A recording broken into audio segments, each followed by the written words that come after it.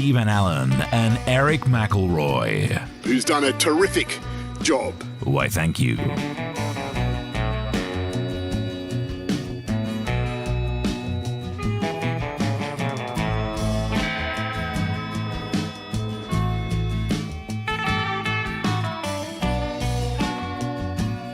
Comics in Quarantine Solving Problems with Stephen Allen and Erich McElroy. Starting soon. Streaming live on the internet. And I think you said you're going to test that too. We did test it. Yeah, it works sometimes. Starting soon.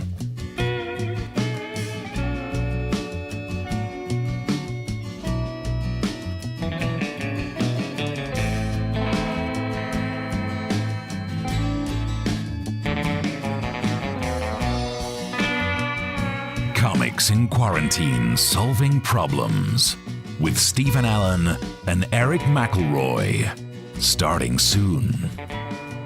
Doing online shows. For much longer than I would have liked. Suit yourself.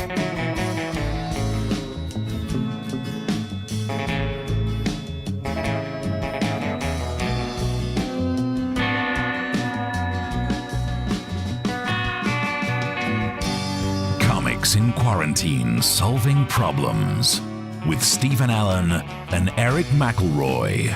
Starting soon. From their tidied up offices. And then I see the disinfectant. You do not want to know what happened in there before.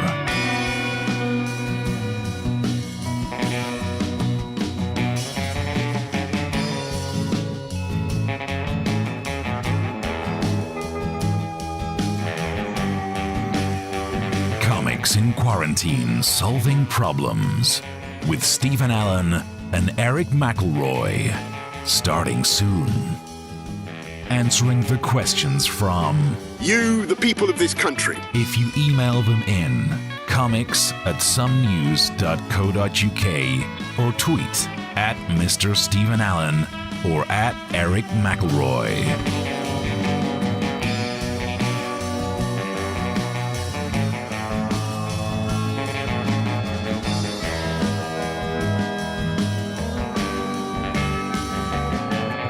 In Quarantine Solving Problems with Stephen Allen and Erich McElroy.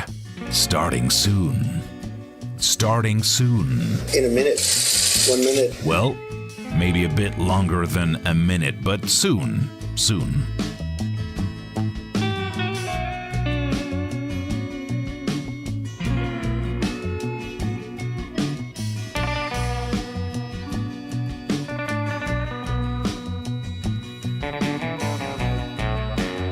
Comics in Quarantine Solving Problems with Stephen Allen and Erich McElroy.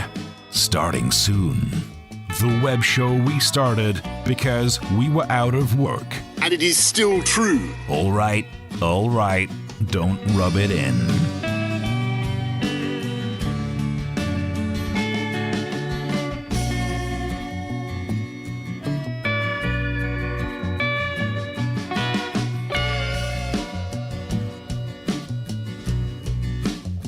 Comics in Quarantine Solving Problems with Stephen Allen and Erich McElroy.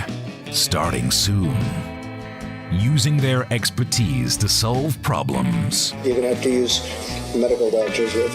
Nope, just two comedians talking rubbish out of their face holes.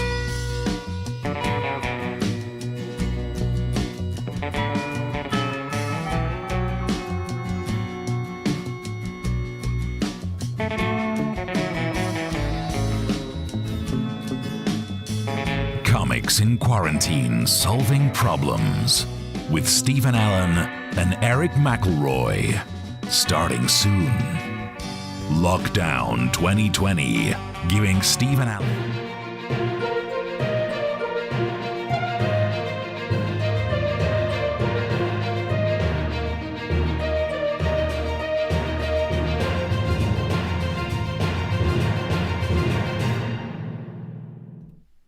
Hello, and welcome to Comics in Quarantine Solving Problems. I'm Stephen Allen. And I'm Eric McElroy, and welcome to the show where comics in quarantine solve problems. Took us a lot of time to come up with the name of the show, but it says what it is, basically. I mean, we're not technically in quarantine, we are in lockdown, but that just didn't sound as good, so we went with that. And also, sounds nice. I have just to butt in. I've been pretending that I'm in quarantine rather than lockdown because that implies that I've just come back from a holiday. And it just makes me seem fancier. Also, like someone who's just come back from holiday, I spent a lot of time moaning how it's not sunny anymore. So I'm really living it. I'm committing to the role. That's it. That's what it's all about. This is about committing to the role because that's all we have these days. Because as comics, we have nothing else to do. But this is the show where we solve your problems. If you want to send them to us, there's various media platforms that we're monitoring, and so we can see your messages there. And we solve the problems of the world, don't we? And I think since we started the show about 5 or 6 weeks ago, the world has gotten better. Yeah. Makes me think we're not good at solving problems. If anything, we've made it worse. I think that is quite possible. But we are going to cover some headlines. But if you want to send us some things to solve for you during the show, send them through and we'll do our best. But we also want to cover the news that's out there. Yep. So, look, the story we need to talk about is who would have thought, well done, America. I would have presumed that during a global pandemic that is killing people left, right and centre, it would be difficult to get a worse news story than that. But America, well done. Fair play to you. Thanks. So it's not, in a sense, just about the killing of George Floyd. It's about the response to it and Donald Trump's response to it that somehow managed to make a bad thing worse. It shouldn't be a difficult story, really. It should be, that thing is bad, let's stop doing it. Should be as simple as that. But that's not what's happened. The discussion has turned into rows. Celebrities got involved as well. And today we woke up to find out that the artist formerly known as Princess Meghan decided to have her say as well. She said this. And I wasn't sure what I could say to you. I wanted to say the right thing. And I was really nervous that I wouldn't, or that it would get picked apart. And I realized the only wrong thing to say is to say nothing. It's like she's never heard of Donald Trump. The only wrong thing to say is nothing. Challenge accepted. You just need that asterisk on everything. Yeah, except for Donald Trump, because he managed to find wrong things to say. For example, I will deploy the United States military and quickly solve the problem. I mean, this is a time when your former nation's president has gone to war with his own people. Yeah.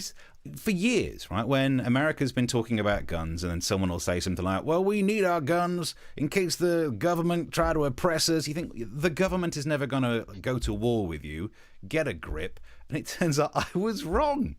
I need to apologize to the conspiracy theorists like Alex Jones. I mean, I need to apologize to Alex Jones for a lot of reasons, including this. I will eat your ass. If I need food, I will debase myself. Sexually. That's episode 9. Go and find it on YouTube. You can watch the whole thing. Wow, I've let myself go since then. Look at the transformation in you in that episode. I mean, that's one of those flashbacks that normally be like 9 years, but that's just a few weeks ago. That is the flashback, like showing a scene of when someone else played Pippa in Home and Away. There's a reference. So on the list of wrong things that Donald Trump said, let's also throw in this. He was recorded on a phone call saying, they're going to run over you. You're going to look like a bunch of jerks. You have to dominate. You have to dominate. He was saying you have to dominate the battle space. Now, when it comes to trying to ease a situation, that's never a phrase that's going to help.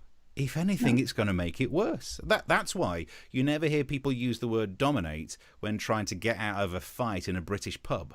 Yeah, watch it. You nearly spilled my pint. Sorry, I'll... What, you gonna get me another drink? No, I'll dominate you in the car park. You what? No, it's the least I could do. I'll take you outside to where we park and break you in like a horse. I don't know what you're getting so upset about. I'm just saying I'm gonna dominate you like a bitch.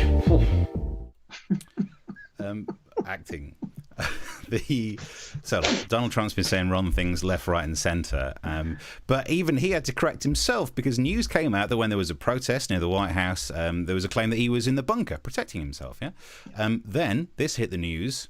Oh no, he wasn't in the bunker to keep safe. He was just inspecting it just see what's going off in there. I want to make sure it's all going all right because, you've got to show the strength. You can't show any weakness. Yep. This man just will not back down from anything, and it is the least believable of all lies. So if I can, to question him further on this, I just want to be joined on the phone now by Donald Trump, who should be with us. Hello. Hello. Yeah, it sounds almost like him. That's close enough. So thank you very much for being with us. Totally. Tell us the truth. Were you hiding in the bunker? I wasn't hiding. I was simply checking on the bunker to see if it was okay. It may have been scared. There was a protest going on. So I was seeing if my bunker was okay because I was totally brave. See, none of this sounds believable. And I wasn't crying. It's just really dusty in that bunker. Someone should check on it more. Why are you lying? And I didn't pee my pants in fear. I was testing the absorbency of the suit. It's a Trump suit. They're the best suits for peeing in. This is unbelievable.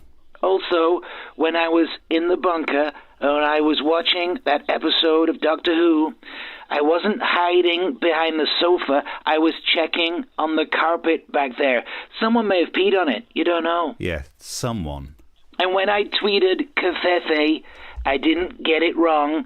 I meant to tweet that. You see, that one's not even a lie. That actually happened. He wouldn't even back down. You fronted out a typo. I meant to. Yeah, of course you did.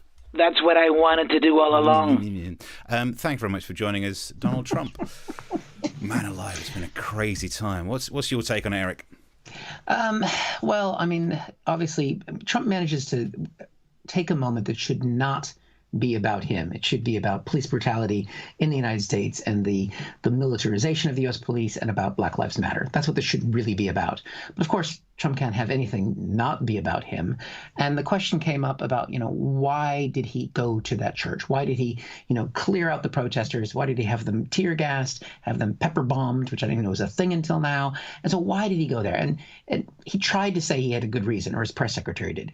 Going and standing by St. John's Church was a very important moment. And I would note that through all of time, we've seen presidents and leaders across the world who have had leadership moments and very powerful symbols that were important for a nation to see at any given time to show a message of resilience and determination. Like Churchill, we saw him inspecting the bombing damage. It sent a powerful message of leadership to the British people. And George W. Bush throwing out the ceremonial first pitch after 9/11. And Jimmy Carter putting on a sweater to encourage energy savings, and George H.W. Bush signing the Americans with Disabilities Act, flanked by 2 disabled Americans. There we go. I mean, yes, you're right, Kaylee. I mean, wow, the bravery of Donald Trump displayed, having all the protesters cleared out for him so he could go to the church that had been vandalized the day before. He's just as brave as Churchill going out and standing among the wreckage of the Blitz, just like that brave Jimmy Carter putting on a sweater. Nothing says bravery like putting on a sweater, or being like George H.W. Bush and having the courage to stand next to 2 disabled people. I mean, who would do that? You never know what they're going to do. I mean, they've got their little motorized chairs. They might run your feet over. My God, Trump is a hero. But I mean, it is a big deal whenever a president of the United States takes a walk outside of the White House. I mean, you can see how dangerous it is. Hey! What's going on, guys? America! Freedom! Peace! Hope and charity! President, how are you? I'm Dan Bishop. Dan, good to see you. Can we get a picture with you? Oh, God, I miss him so much. I mean, you didn't see before that happened. I mean, he literally had his soldiers out there mowing down hundreds of people. They did that. But I mean, God, it's just a different kind of president. I mean, what I really want to be is I want to be this woman. I'm here and I'm so excited. Give me a hug. I'm glad you're excited. I'm excited. Can I get a picture? Yes, you can. can. Oh my gosh, it's like the best day of my life. Yeah, you gotta... Oh, I can feel him. You could just see his hand reaching down, giving her that little, I want to be her. I want to be touched by Barack. But what we can't miss out on is, in a way, Trump uses everything as a distraction, right? He's managed to, in many ways, move the narrative off of what we should be talking about and onto him. And he's working on the things that we're always worried about. I mean, one of the things, we've got a clip of here. He's starting, you can't, this guy is sly, right? He's still starting to put up his wall. I think we've got pictures of it, don't we? Look at that. While this is all going on, you can see that he's still got people putting up the wall, to keep people out and spend all of this money that is just ridiculous and unnecessary, and it's not going to change anything, is it? And it just shows you that he uses these diversion tactics, and he's got it, isn't he? Trump's managed to get what he wants. Look, here it is. There's the pleated wall around the White House. So I bet Melania's looking at that wall and she's thinking, oh boy, I'd like one of those, because that's the way Melania sounds. There is a chance that wall's there to keep her in rather than other people out. I would imagine so. It protects us all if he just stays in there. Now, obviously, social media's coming to it, because basically he stood in front of the church that he went to and he held up a Bible. Of course, social media people come in, and one of the things they did is they started sending around this picture, because they've said that he's just fascist and holding a Bible there like he's never touched one. And that next to him there, that other guy on the left, in case you don't recognize him, is Hitler holding a Bible. Now, it turns out that photo is fake. And Trump supporters have been really clear about that this is a fake photo, that is not true. Hitler never held a Bible like that, because Hitler would never use a Bible as a prop. Bad times. Listen, thank you for all your messages. Chris Curling says method about which bit of the acting was it? Was it? It must have been the pretending to be in a pub. Also says, have you noticed that every picture of Melania Trump has the same expressionless look? Obviously living the dream on the inside of the fence. Moloko B says Ring of Steel. Is that? Oh, I see. Because that's what they call it when they surround a thing. I get confused between that and Ring of Fire, which is a curry-related thing. Mark says, miss you guys. We missed you too. Someone pointed out today that Trump's boasts, intelligence, money, etc., were exactly the same as Idi Amin's boasts. Interesting. And, well, he did promise a wall, says Mark. So, yeah, do you know what? Yeah. He's certainly delivering, although he's not delivering. Yeah, it's not a wall, it's a fence, isn't it? But it's something. He's trying. He's trying to ruin America. But thank you as well to people who've made a little bit of a contribution to the show, because as you noticed, we got the little Ko-fi thing there, because we don't have jobs anymore. And thank you to Chris for contributing, regular contributor Chris. We love you. Also, Alan, thank you very much for your contributions to the show and for joining us. And if you do like what we're doing, and you aren't one of those, if you're one of those lucky furloughed bastards, just 80% of it. I bet you have pensions as well. I shouldn't be so sorry. I'm asking you for money. I shouldn't be so much attitude about it. But if you do like what we're doing, you think I'd buy those guys a coffee if the coffee shops were open. You can do that on the contribution link down there. Are you worried that when coffee shops actually open, people will just want to buy us coffees? It's got to ruin our business model for trying to stay afloat during this time. We'll see what happens. Yeah, the comedy circuit is so fucked that basically that's the only way that we'll get paid. So we turn up to a gig, it's like, there you go. We'll work for food, it's true. So the link's at the bottom. Donate if you're enjoying it. Send us messages. Wherever you're watching it, you should be able to message, or you can track us down on Twitter as well. There is an update of British news. This is not long ago. I was watching the press briefing, and we found out that face coverings will be made compulsory on public transport in England from the 15th of June. And I like this. I think this is really good, because here's all you need. You need a face mask and some parfum. And what you do is you get the parfum and you just spray it around this area of the face mask, right, in there. Yeah. And then that means when you, look at me working with props, that way when you put it on, you get the scent around this bit here. Yeah. Which means you don't have to smell other people on public transport anymore.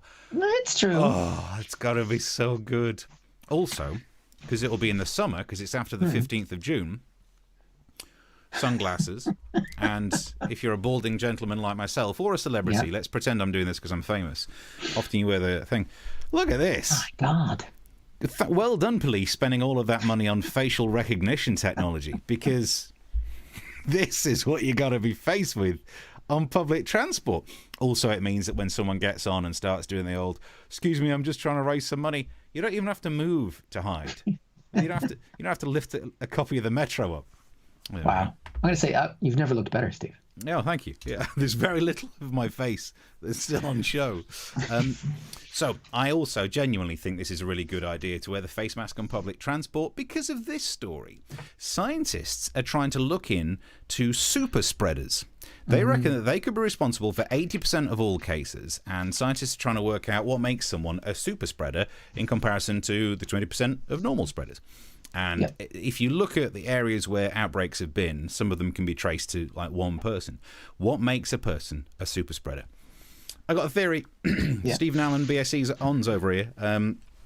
We know that the disease is spread through aerosolized droplets of moisture that we breathe out. Yeah. Maybe the super spreaders are people who spit when they talk. Oh, those people. Those people. The one who, if they hit a plosive, if the word's got a P in it, they're just spraying it all over you. And that's including all the virus these days. Yeah. So, and this is what we've done wrong. Because if it's words with P's in that are leading to more people catching it, right, what you should do, don't just wear a face mask, try and select your words so you're not using P's. Is that possible? Oh, can't say that. Is that doable? I think it might be. It certainly would be polite, kind of you to do that. And actually, thinking about it, if the letter P is causing more people to catch coronavirus, we shouldn't have called them super spreaders. Because when you diagnose them as that, it's part of the problem. Take a look. Well, your results have come back, and I'm afraid to say you're a super spreader. A super spreader? That's preposterous. Yeah. Acting. How much of the day do you spend just talking to yourself? It's a lot of the day. A lot of the day. For the scene in a pub earlier, I had to attach my phone as a camera to my ceiling fan. Yeah, I got a ceiling fan. It's a 4-blade. And for that one, I just attached it to a table. But, yeah, I'm acting around the place. Wow. That's impressive. Got some bits. Daffy Ducky's a super spreader, says Mark. Preposterous. Heather's given us a smiley face. Nice. Are people more worried about unlocking their phone whilst wearing a mask? If you've got the face recognition, you're screwed. Well, I mean, that's the thing. If you change your face recognition photo to be you in the mask, then it could be anyone can unlock your phone. Oh, that's true. Yeah, robbers wear masks. Damn it. Yeah. And Anatheta says, what is your BSc ONS in? Have I not waffled on about this for ages? Chemistry. Chemistry, the finest of all the sciences. I do want to say some thank yous as well to some people that have made some contributions to us. Thank you very much for supporting us. Sam has given a nice little coffee for us, and Mark, and I think there was another one that came through there as well, and I'll try and find it and thank you in just a second. So thank you very much. We appreciate your I feel like tips. Just, shove those dollar bills in the old G-string. Okay, took a turn, didn't it? I mean, I guess you wouldn't want an actual coffee shoved in your G-string. No. A few more messages before we move on. The Bishop says, are you going to discuss the space mouse, as I feel this needs to be addressed? I did download the video. I didn't put it in the show, but there is... we can talk about it without showing you the video. Have you seen it, though, Eric? Which story? What is this? As the SpaceX rocket was on its way to the moon, to the space station... There's a video of it where there's a little thing that moves and it looks a bit like a mouse. And so some people think this is evidence of it being faked. I can't help thinking there's a mouse up in space right now just going like, shit, I picked the wrong hiding space. Yeah. Well, if they've gone to the moon, of course, it's made of cheese. Duh. No wonder it was trying to get on there. Yeah. And Stephen Leatherdale says, in a cap, mask and gloves, looking like a character lurking in the dark depths of a bar in Mos Eisley Spaceport. You've done a reference I didn't get, but I don't think it was a compliment. I like getting heckled on social media. That's fine. And you know what? You can say what you like to us if you give us a tip. So, well, speaking of wearing face masks on travel and so on, one of the things it looks like we might be starting to do more is returning to the air. And maybe people will start traveling a little bit more. Maybe they'll start flying a little bit more. I know that British Airways is thinking about it because they sent me an email today welcoming me back to the possibility of travel. We've missed you, world. We might not have seen you for a while, but we've never stopped looking forward to the day we'll all be together again. And when the world opens up, we're ready to get you flying to the people and places we all miss. It's nice to know that somebody misses me. That's what I like, is slow motion commercials with sappy music saying, hey, we're ready. But they've been working on their airplanes. They've been coming up with their strategies to clean the planes, which apparently they hadn't done before, and to get us back flying again. I also, because I'm a world-class traveler, I also got an email about the sorts of things that Ryanair are preparing to do to welcome us back.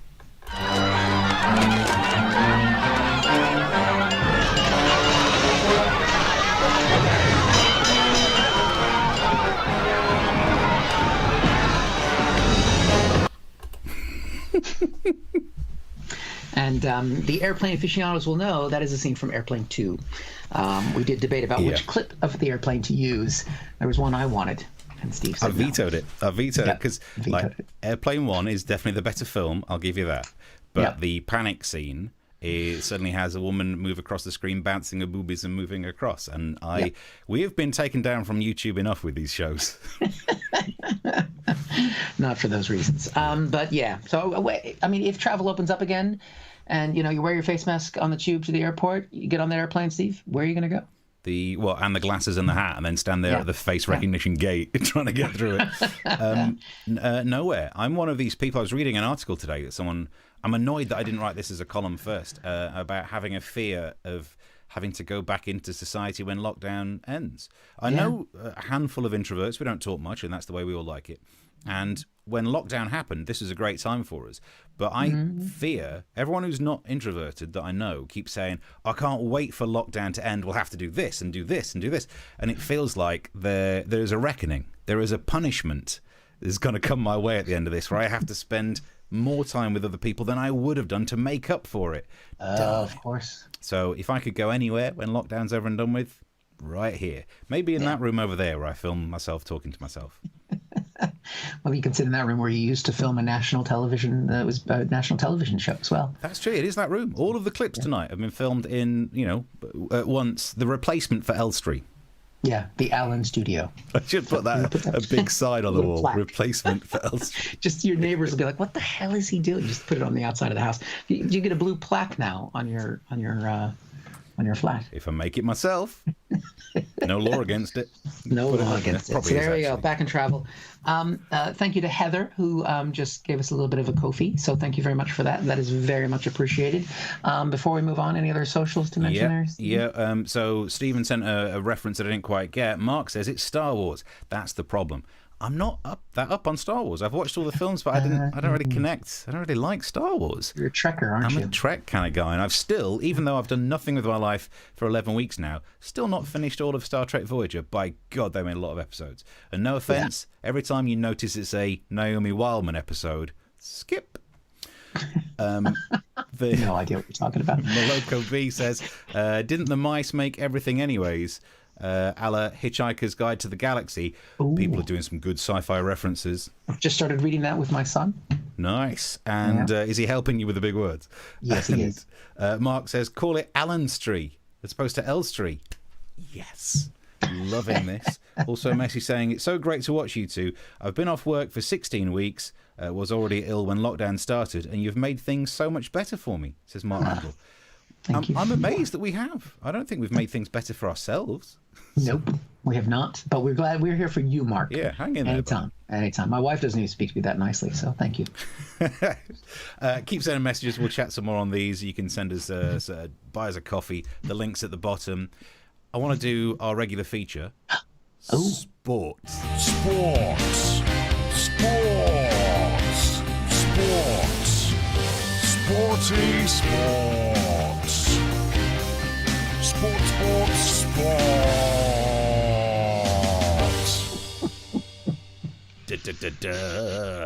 Sports. I want to do sports stories just so that we can play that, even though I don't give a shit about sports. The sports story that I've got for us today is this one. With football coming back, the Premier League may introduce artificial crowd noise. Nice. Because they're going to be playing behind closed doors. You can't have a crowd in, but apparently it wouldn't be the same without hearing the sounds that you would normally hear if you're watching football. So I guess at the Chelsea games, they'll have to play in the racism. Ho! Another football burn. And satire. Well done. That was like crossing over. Satire. It's a news story from 4 years ago, something like that. Yeah, still. It's a burn. Still doing it. And also the thing that the people do, they have to, actually, let's do it this way. They'll have to play in the booze if they're watching the football team that you don't like. So you do football jokes. Nice. You basically you insult a football team and leave the name of them right until the end of the sentence. Just how jokes work. But I thought we should nick the same thing. All of the things they're doing to bring back sport, like the cardboard crowds we should do at gigs. Basically, we should copy sport.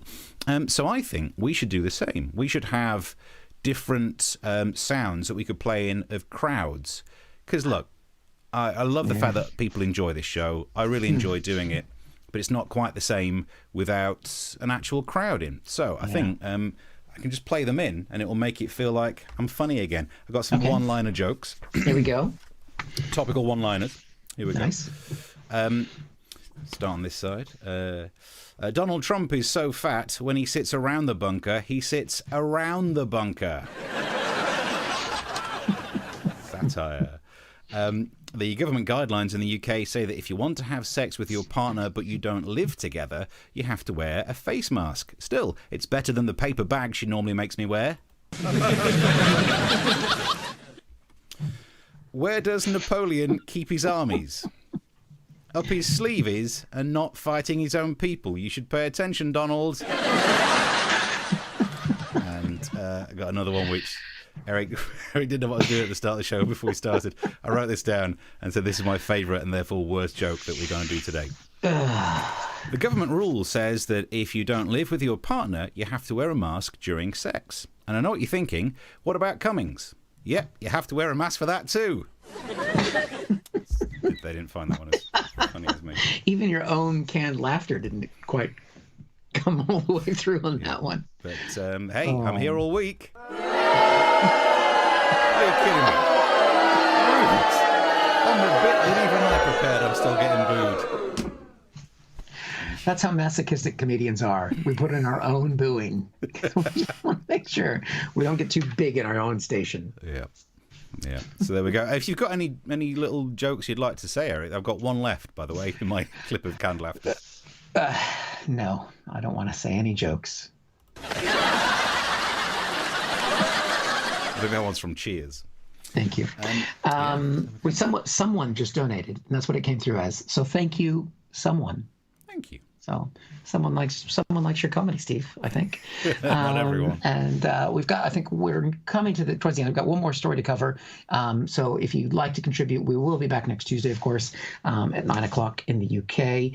Any other socials we need to cover before our final story, Steve? Anacita says, glad to hear it's not just me who's anxious about the end of lockdown. Another introvert. Yes, exactly. And Stephen's now sent me a picture of Star Wars. Speaking of being sent pictures, depends how you're watching this. If you're watching this on your TV, and I was speaking with Darren in the week, what you do is you subscribe to our YouTube channel, and then you go back to it, and it just turns up on your YouTube app on your smart TV, or you can Chromecast it, and then send us a picture of you watching us on the telly. It makes us feel slightly better about life. Yeah, if you do, yes, whatever. Actually, it's nice to see what devices people are watching us on. So if you want to take a snap of that and send it in to us on whatever, you can tweet us, you can Facebook us, you can whatever you want to do. Oh, whatever. also, Stephen on Twitter, you can track us down on Twitter, says he explains the Star Wars references. It's a bit like 10 Forward, but less well lit and no Whoopi Goldberg. Star Trek Next Generation reference. We're back. All right, we already have to deal with your science chat enough. We're not going to turn this show into a Trekkie convention. Actually, before we move on, can I just quickly do a Star Trekkie bit? There was an expert, Professor Robert someone, said that people should do the Vulcan greeting to replace handshakes. No, even me as a Trekkie person would say, no, because we already have waving. Why do you need to do this? Because not everyone can do it. I'll be stood there like an idiot for half an hour while some non-Trekkie person gives it the old, no, I can't, and at the end of it, they'll just give the old Winston Churchill. Yeah, that's true, I guess. But if you can't do this, time for you to go. I see your one. I raise you two. Synergy. That's something else. They go together like scissors. Quickly, thank you to Stephen, not you, a different Stephen, for a little bit of Ko-fi there as well. So thank you very much. Right. I think in addition to the sports segment, we have another sort of ongoing segment. We may need to come up with a kind of sporty sport introduction. And this is a segment that I think I'm going to say I'm agreeing with Piers Morgan again. And, oh, God. But it happened today. Good Morning Britain. He had Rudy Giuliani on. And, I mean, if you haven't seen it yet, here's a little bit of it. Rudy, I'm sorry, but the interview is over as far as I'm You concerned. sound completely barking mad. Do you know that? No, I don't. You've You lost the sound plot. like a big You've liar. lost the plot. And it's sad to see. You're the one who got thrown off of television here. Yeah. Because you had ratings that were about 2. Yeah. So don't tell me I've lost anything. You keep going, Rudy. I know what happened to your show, Piers. Yeah. And I remember the mistakes you made. I remember. And I remembered how you sucked up. Yeah, well, I remember. So don't give me that stuff. I know who you are. Ouch. I mean, I know how you sucked up as well. The thing is, we've got the clip here in a second. I listened to that the first time, and I thought pretty clearly he said "fucked up" on Good Morning Britain. Now I know I've been on Good Morning Britain twice, never with Piers, and the whole time that you're on, you just sit there and go, "Don't swear, don't swear, don't swear, don't swear." Obviously, Giuliani doesn't care about anything, and because he truly is bonkers.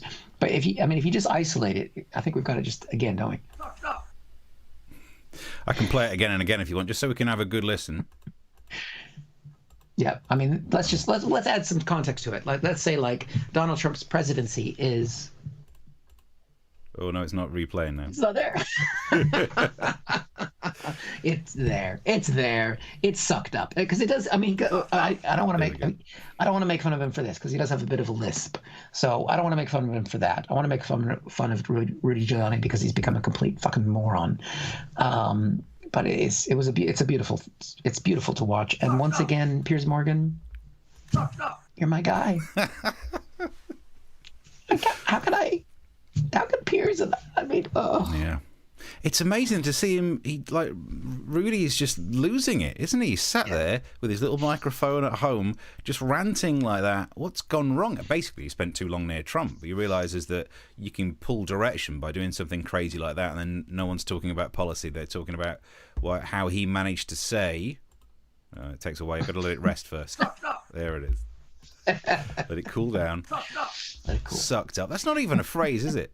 No one. I know what you did wrong. You sucked up. Doesn't make any sense. But you can tell his lost it because further on in the clip, he doesn't even remember that he said it.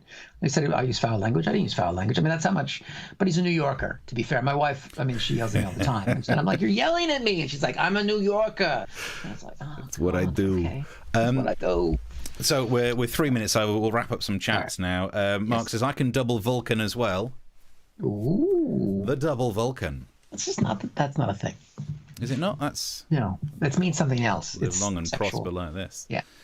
And there's some nice smiley faces coming in as well. Thank you for your messages. Don't forget, if you'd like to drop us a coffee, the link's at the bottom.